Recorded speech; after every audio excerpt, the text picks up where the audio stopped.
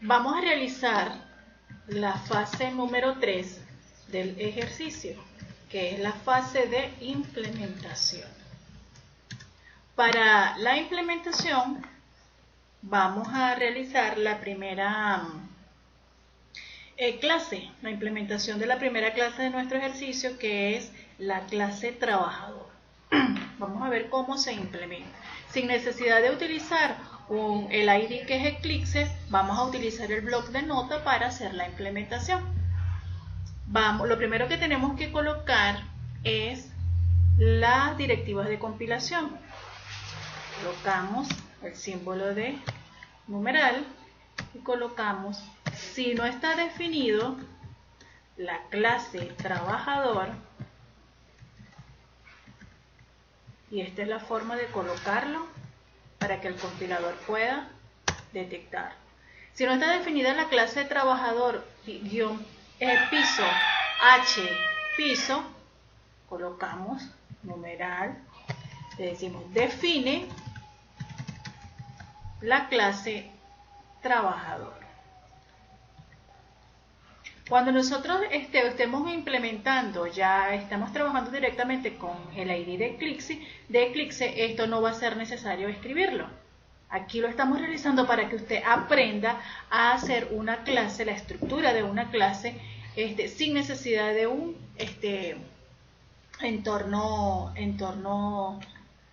un editor. Entonces, si no está definida la clase trabajador, definimos la clase trabajador, colocamos class, el nombre de la clase, trabajador,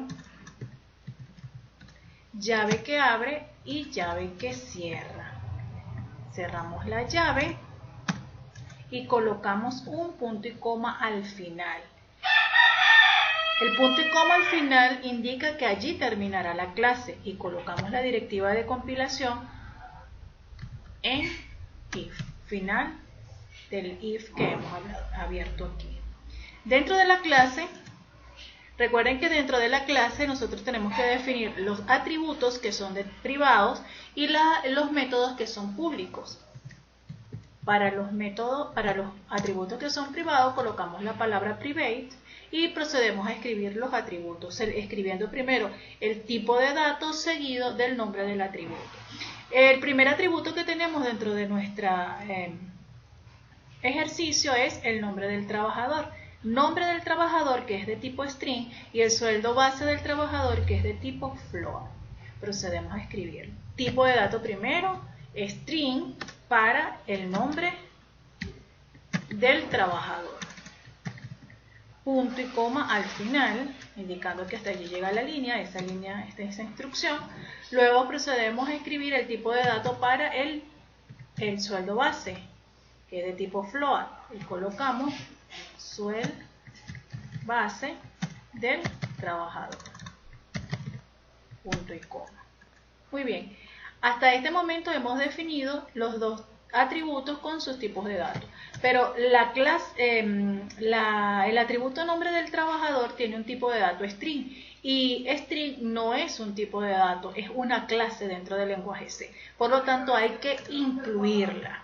Entonces solamente hacemos eso con string, porque ni float, ni los enteros, ni esos tipos de datos, ellos sí son tipos de datos, solamente que string es una clase, entonces debemos incluirlo. Antes de estar definida la clase, ¿verdad? El nombre de la clase, colocamos include para incluir, así se incluyen las librerías, y colocamos el nombre de la clase. La clase es la clase string. Y debajo colocamos esta directiva de compilación using namespace std.com para que pueda reconocer la librería que estamos incluyendo, en este caso que es la librería string. Muy bien, ahora ya tenemos definidos los atributos, ahora vamos con los métodos. Los métodos, perdón, dijimos que todos los métodos que vamos a trabajar en todas las clases de esta asignatura son de tipo público, por eso colocamos public y procedemos a colocar los métodos. El primer método y el método de toda clase es el método constructor, y como aprendimos también en los videos anteriores que toda clase tiene un método constructor que tiene el mismo nombre de la clase. Entonces el método trabajador es el constructor de la clase. Muy bien, ahora vamos a colocar todos aquellos métodos. Si vamos a la gráfica del UML que hicimos, vimos que tenemos los métodos set y los métodos get de cada uno de los atributos. Vamos a proceder a escribirlo. Primero, así como hicimos con los atributos, debemos hacer con los métodos. Primero colocamos el tipo de dato que retorna. Como vamos a trabajar con el método set, dijimos que él no retorna ningún valor, por lo tanto se debe escribir void. Entonces sería set, el primer atributo, nombre del trabajador. Entre paréntesis colocamos como parámetro el tipo de dato que me va a permitir actualizar. Como es el nombre del trabajador, entonces el parámetro va a ser de tipo string y lo voy a llamar n, punto y coma. Lo mismo hago con el resto de los métodos set. El método set en este caso sería para el sueldo base del trabajador. Es de tipo float, ¿verdad? Le voy a colocar S de sueldo base, o le puedo colocar SB de sueldo base, punto y coma. Entonces ya tenemos los métodos set de cada uno de los atributos. Para el nombre es de tipo string y para el sueldo base es de tipo float. Seguimos con los métodos get. Los métodos get retornan el tipo de dato que tiene el atributo. El método get de nombre del trabajador sería de tipo string. String sería get nombre del trabajador. Paréntesis que abre, paréntesis que cierra, punto y coma. El siguiente método sería el método get del sueldo base del trabajador, que es de tipo float. Get sueldo base del trabajador. Paréntesis que abre y paréntesis que cierra. Muy bien.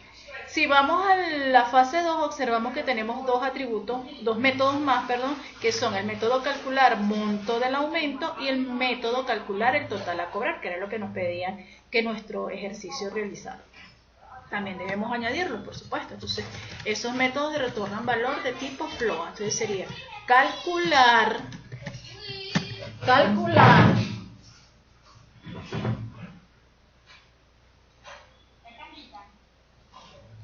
monto del aumento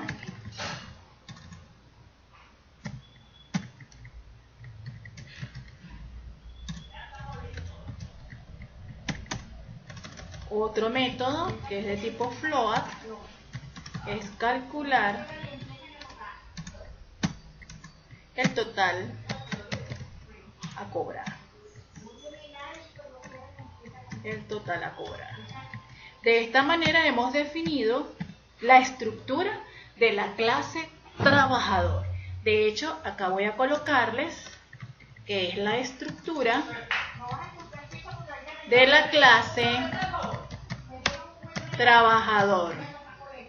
Y ella lleva como extensión .h. Entonces, cuando estemos ya en el ID, vamos a ver que va a existir una clase llamada trabajador y van a existir dos archivos. Uno de ellos va a ser el archivo que tiene extensión .h. Todos los archivos que tienen extensión .h contienen la estructura de la clase, lo que indica el nombre de la clase, los atributos y los métodos que tiene la misma. El .cpp de la clase contiene la implementación de cada uno de estos métodos, que es lo que vamos a hacer en el video siguiente.